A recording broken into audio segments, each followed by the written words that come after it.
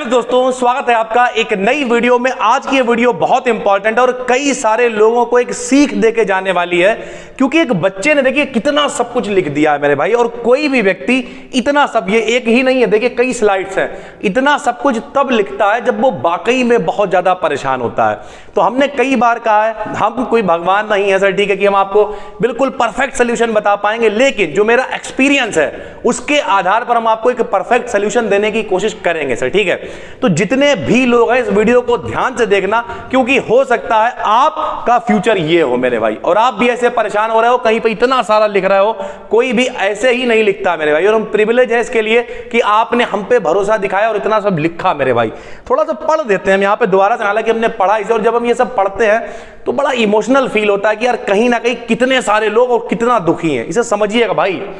नमस्ते सर जी, मेरा नाम आकांक्षु है, मैं 17 साल का हूं, मैं मिडिल क्लास से बिलोंग करता हूं। मैंने 2 साल पहले ही 12th पास कर लिया था।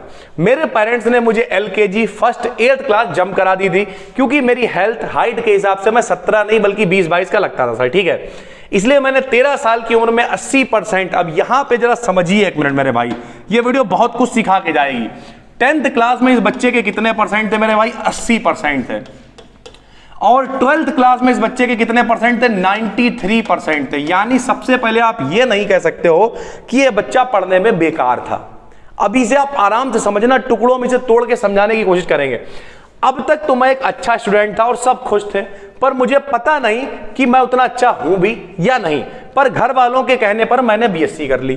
कोरोना के कारण पूरे साल ना तो कॉलेज गया ना ही पढ़ाई की, और मैं फेल हो गया।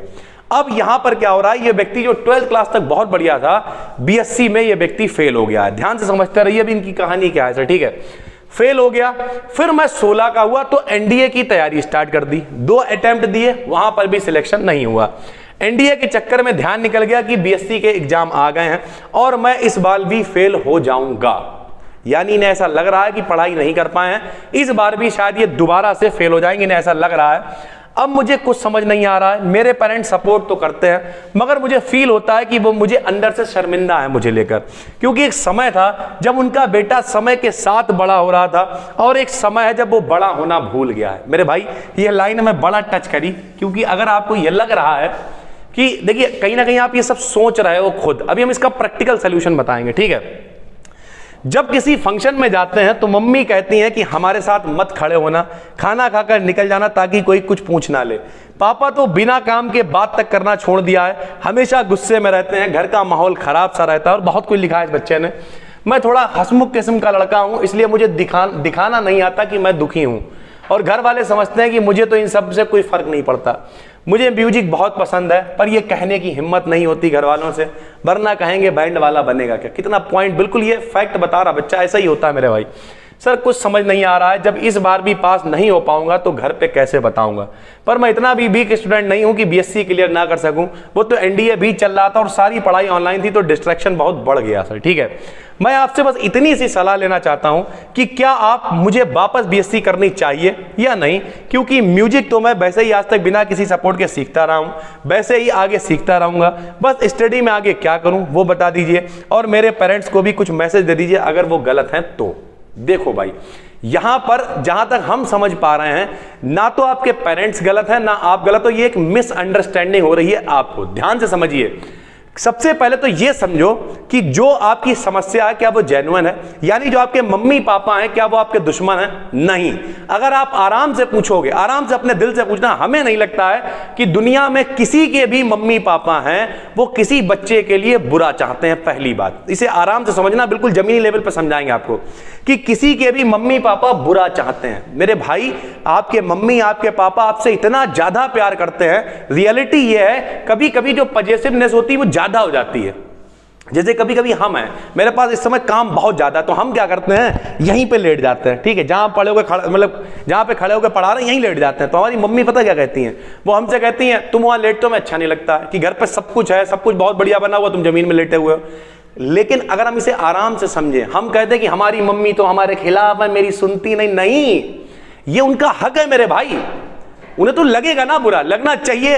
अगर आपके नंबर बीएससी में कम आ गए हैं या आप फेल हो गए हो तो घर वालों को बुरा लगेगा मेरे भाई। आपके मम्मी पापा आपसे क्या चाहते हैं? कुछ नहीं चाहते भाई। वो अंधाधुंध मेहनत करते हैं सुबह से शाम तक। वो क्या चाहते हैं कि मेरा पैसा अगर खर्च हो रहा है तो मेरा बच्चा कुछ करके दिखाए।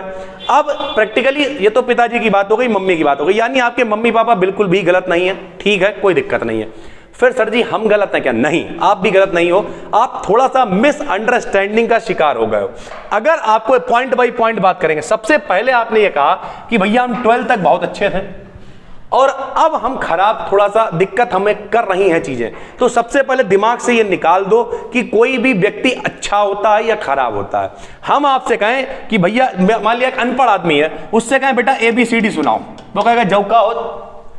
और अगर एक नर्सरी का बच्चा जो वेल ट्रेंड, उससे कोई भी सुन रहा ABCDEFG, तो क्या वो जो एक मतलब बिना पढ़ा लिखा आदमी है वो बेवकूफ हो गया और नर्सरी वाला बच्चा समझदार हो गया? नहीं मेरे भाई, सारा खेल है कंडीशन का, सिचुएशन का। उस बच्चे को वो पता है तो उसके लिए वो सरल हो गया, उस बुड्ढे को वो नहीं पता है तो उसके लिए वो कठिन हो गया। समझना यह है कि एक कोई छोटी सी डिग्री, छोटा सा दिन, छोटा सा एग्जाम आपकी लाइफ और आपकी जिंदगी को डिसाइड नहीं करता, ये बात याद रखना।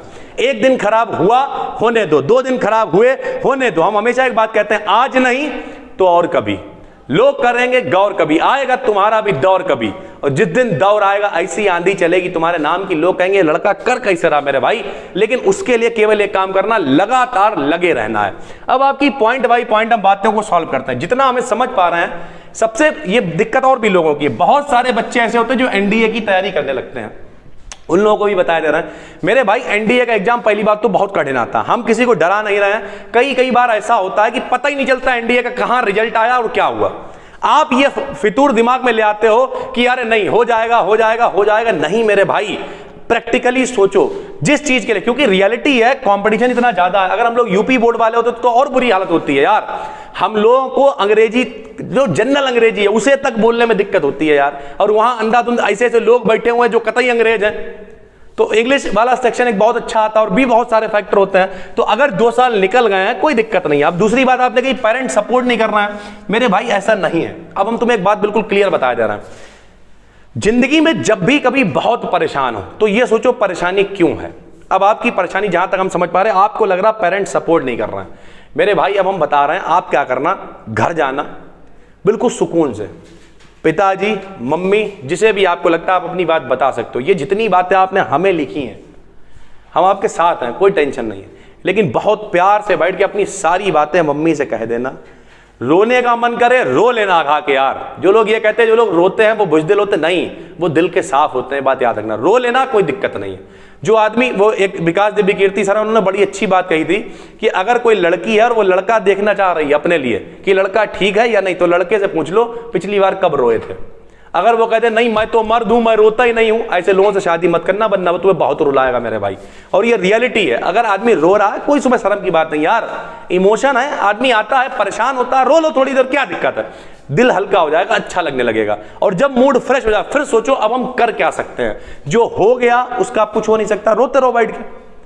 लेकिन जो नहीं हुआ है उसके लिए आप बहुत कुछ कर सकते हो। बात याद रखना, जो चला गया उसकी कोई बात नहीं, लेकिन जो है वो अभी बहुत कुछ कर सकता है। तो सबसे पहले तो ये सपोर्ट वाली बात है। आपको लग रहा शर्मिंदा है या कुछ भी, पूरे दिल से आराम से बैठो अपने मम्मी के पास, पापा के पास और अपनी बात कह दो। अब कुछ लोग कहेंगे सर जी कहना आसान है, ऐसा नहीं है भाई, ऐसा नहीं है। कहना आसान वाली कोई बात नहीं, आराम से। वो आपके पिताजी है भैया, आपकी मम्मी है। एक बात याद रखना, वो तुमसे बहुत प्यार करते हैं। जिस दिन ये बात तुम्हारे दिमाग में आ गई कि मेरी मम्मी, मेरे पिताजी हमसे बहुत प्यार करते हैं, उस दिन फिर उनसे कोई बात छुपा ही नहीं पाओगे। रियलिटी है, हमारी सोशल जो समाज वाला सिस्टम है कतई जीरो है। लेकिन शायद ही मेरे बारे में ऐसी कोई भी बात हो जो मम्मी को ना पता हो। ये रियलिटी है, पता होना चाहिए, क्योंकि एंड टाइम पे बैकअप कौन करेगा भाई। तो बिल्कुल सुकून से अपने मम्मी पापा जो भी लोग उनके पास बैठो, उन्हें बताओ पूरी बात अपने दिल की कि हम इतना डिस्टर्ब हैं, इतना परेशान हैं, ये समस्याएं हैं, हम पूरी कोशिश कर रहे हैं। और बताते बताते रोने भी लगोगे, कोई दिक्कत नहीं, घर वाले समझेंगे मेरे भाई, हम बता रहे हैं आपको, ठीक है। फिर आपने कहा कि जब किसी फंक्शन में जाते हैं मम्मी कहती है मेरे पड़ोस में मत खड़े हो, इस तरीके की चीजें, ये सारी वही बातें आ रही, मिसअंडरस्टैंडिंग है केवल आपकी, किसी को ऐसा नहीं लगता। और रियलिटी भाई एक कहीं ना कहीं हर आदमी इंसान है यार, जब आप बहुत ज्यादा कुछ गड़बड़ कर देते हो तो फिर क्या होता है, घर वालों को भी लगने लगता है कि यार हो सकता है इसे थोड़ा डांटें, परेशान करें तो शायद ये मेहनत करे। लेकिन रियलिटी है आप अंदर से क्या सोच रहे हो, जब तक आप बताओगे नहीं तब तक उन्हें कैसे पता चलेगा भाई, तो बताना पड़ेगा। फिर आपने पॉइंट बाई पॉइंट क्या बात करी, आपने कहा लड़का हंसमुख हूं और मुझे दुख दिखाना नहीं आता। दुख क्यों दिखाना भाई, जिंदगी में हंसते खेलते रहो। हम हमेशा कहते चिल करो। चिल का मतलब क्या है, देखिए एक दो बातें बताते हैं, एक होता है इवेंट और एक होती है रिएक्शन। ठीक है, इवेंट सबके साथ में सेम होते हैं, उस पर रिएक्ट कैसे करोगे ये इंपॉर्टेंट है, याद रखना भाई। जैसे अभी हम इस कमरे में, इस क्लास में, ठीक है, मान लिया यहाँ 100 बच्चे बैठे हों और यहाँ सांप निकल आए, क्या होगा बताओ। इवेंट सबके लिए सेम है, सांप सबके लिए निकला हुआ है, लेकिन कुछ होंगे जो डिस्को करने लगेंगे, कुछ होंगे चिल्लाएंगे, आई हुई पता नहीं क्या क्या करेंगे। हमारे टाइप आदमी क्या करेगा, हमारे टाइप आदमी चाहे तब भी नहीं भाग सकता। बताओ क्यों, क्योंकि हमें मालूम अगर हम ही भाग गए वापस आएंगे फिर मेरे भाई हम ही तो यहाँ, हमें को पढ़ाना है फिर से आके यहाँ पे। तो अब यहाँ पे हम कहीं ना कहीं फंस गए, समझिए आराम से हम फंस गए कि भैया अगर हमें यहीं रहना है, यहीं पढ़ाना है, तो एज अ जिम्मेदार आदमी हमें ही सांप को बाहर निकालना पड़ेगा। तो मेरा रिस्पॉन्स कैसा होगा, हम डरेंगे भी तब भी दिखाएंगे कि नहीं डरना। फिर प्लस हम ये भी सोचेंगे यार इतने बच्चे, लोग कहेंगे सर जी डर गए, सर जी बेचारे जो है घबरा गए, तब भी हम दिखाने की कोशिश करेंगे। यहाँ पे आराम से समझिएगा। तो रियलिटी है कभी कभी आप अपने आप को फंसा लेते हो, अपने आप को किसी ऐसी चीज में फंसा दो जहां पे आपको काम करना ही पड़े, पहली बात। दूसरी बात यह है कि अगर आपको यह लग रहा है कि भैया हम दुखी हैं या परेशान हैं, तो सबसे पहले एक बात याद रख लो, हमने कई बार बताई है, एक मंत्र याद कर लो, यह भी नहीं रहेगा। क्या है ये, दुनिया में मेरे भाई कुछ भी ऐसा नहीं है जो परमानेंट हो। एक बात याद रखना, जिस दिन बहुत खुश होगे, कतई बौरा रहा होगा, अंधाधुंध कूद रहे होगे, उस दिन दिमाग में आएगा मेरे भाई ज्यादा मत कूदो, ये रहेगा नहीं। आपको बड़ा शांति मिलेगी, आप फिर मजे तो लोगे जिंदगी लेकिन बौराओगे नहीं। और जिस दिन तुम्हारे ऊपर पहाड़ टूट पड़ा होगा, कतई दुखी होगे, डेड एंड आ गया होगा, ऐसा लगेगा मरने वाले हो, फिर तुम्हें लगेगा यार रहेगा ये भी नहीं। एक टाइम ऐसा आएगा जब हम भी भौकाल मचाएंगे, मेरा भी जलवा कटेगा, देखना बस लगे रहना है। और वो टाइम जो होगा ना, यह भी नहीं रहेगा। इसे याद रखो, जिंदगी में कितना भी परेशान हो, कितना भी दुख, ये आपको न्यूट्रल बना के रखेगा, ना कभी आपको निराश होने देगा और ना कभी आपको उड़ने देगा हवा में। सर मुझे म्यूजिक पसंद है, अब इसके लिए हम क्या करें, बैंड वाला बनेगा, ऐसा नहीं है। आपको बताया हमने बचपन से हम गाने जब जाया करते थे तो 20 रुपए में मिलते थे, जब मेरी एज थी 8 साल की थी सर, ठीक है, 2002, 3, 4 के आसपास की बात होगी, तो 20 रुपए उस समय मिला करते थे। तो अब अगर हम ये सोचते कि यार कोई कहेगा बैंड वाले बनेंगे, ये इससे कोई मतलब नहीं भाई। कई लोग ऐसे हैं, अब सबसे पहले तो हर आदमी को ऐसा लगता है कि हम म्यूजिक बहुत अच्छा है, कि हम बहुत अच्छा गा लेते हैं, हम बहुत अच्छा मैच खेल लेते हैं। क्या आपको ऐसा लगता है या रियलिटी है, दोनों में फर्क है। लगता है तो भैया गड़बड़ है मामला, रियलिटी है तो सीखना शुरू करो, पूरी तरीके से उस पर मत आओ। ये बात याद रखो, अगर आप सोच रहे हो हम सब कुछ छोड़ के सिर्फ उसी पर उतर आएंगे, तो मेरे भाई घर वाले बैकअप नहीं करेंगे, घर वालों को करके दिखाना पड़ेगा कि ऐसा होता है। आज से 10 साल पहले हमारी मम्मी पता क्या कहती थी, तुम नौकरी क्यों नहीं करते हो, हमने आज तक कोई फॉर्म डाला नहीं, तो वो क्या कहती थी, हम डेली सुबह उठ के भगवान से मांगते हैं एक दिन सत्यम का मूड पलट जाए और ये जाके तैयारी करे, उनकी नौकरी लग जाए। आज की डेट में उनसे पूछना जाके, वो कहती अरे बहुत बढ़िया भाई, हमें नहीं चाहिए नौकरी वोकरी कुछ भी। क्यों, बहुत बड़ी बात नहीं कर रहे, लेकिन 2, 4, 10 नौकरी वालों को जेब में डाल सकते हैं बहुत आराम से। ये रियलिटी है मेरे भाई। तो ये क्या, ये आपको सिद्ध करके दिखाना पड़ेगा ना घर वालों को। घर वाले आपकी फिक्र कर रहे हैं भाई कि मेरे बच्चे का भविष्य कहीं बिगड़ ना जाए, गड़बड़ ना हो जाए, ये उनकी पॉजिटिवनेस और ये उनकी जिम्मेदारी है भाई। तो आप उन्हें सिद्ध करके दिखाओ, कुछ उन्हें करके दिखाओगे, कुछ अच्छा करके दिखाओगे, तो उन्हें भरोसा हो जाएगा, फिर वो आपकी सपोर्ट करेंगे। तो सपोर्ट कोई भी नहीं करता यार, किसी का भी स्टार्टिंग में। घर वाले, हर आदमी यही का, जैसे कोई लड़की वाला है, वो लड़का देखना चाहेगा, वो क्या चाहेगा बताओ, वो सबसे, हम तुम्हें बताते हैं, एक तरफ एक आदमी 1 करोड़ रुपए कमा रहा हो, ठीक है, और एक तरफ एक आदमी चपरासी हो, 30-35 हजार रुपए कमा रहा हो।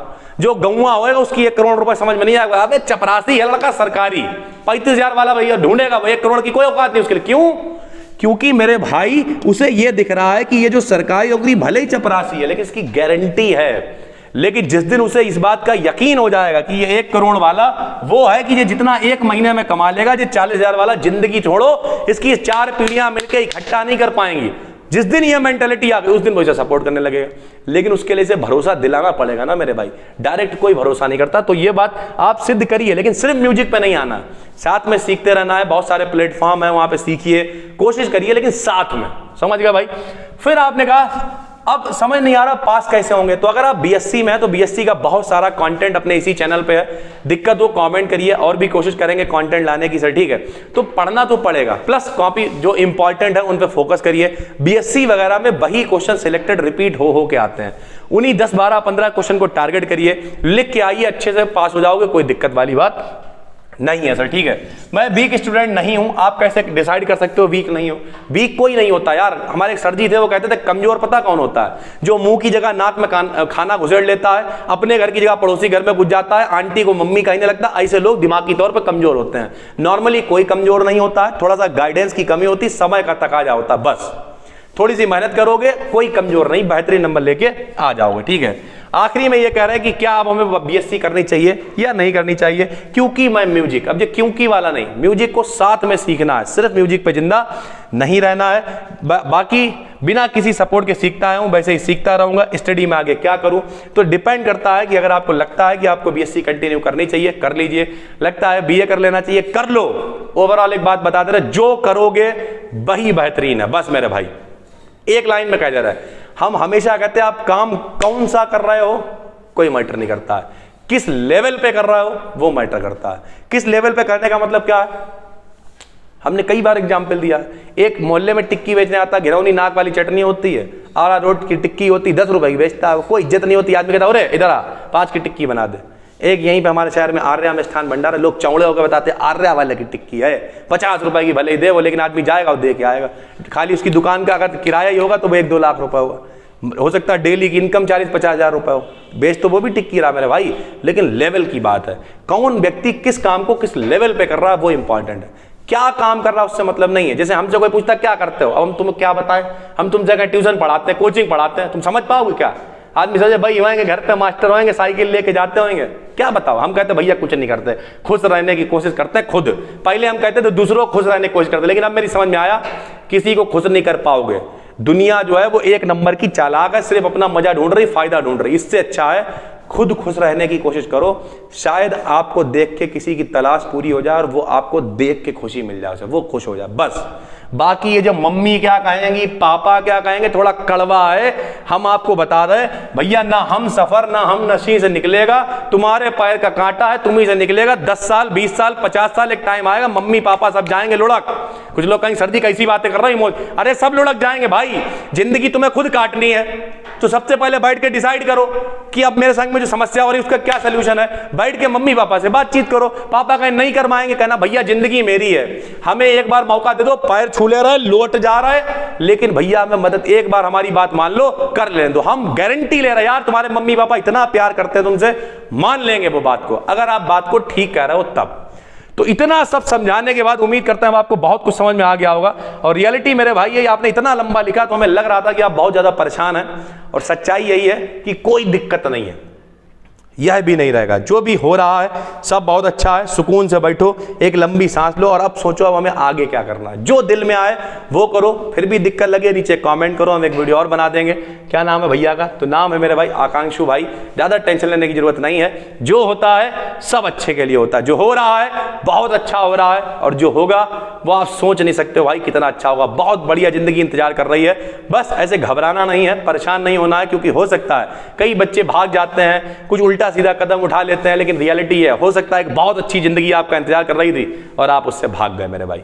तो बस यही है, मिलते हैं आपसे एक और वीडियो में। किसी को भी कोई दिक्कत है तो वो कमेंट कर सकता है, ऐसी कोई दिक्कत नहीं है यार।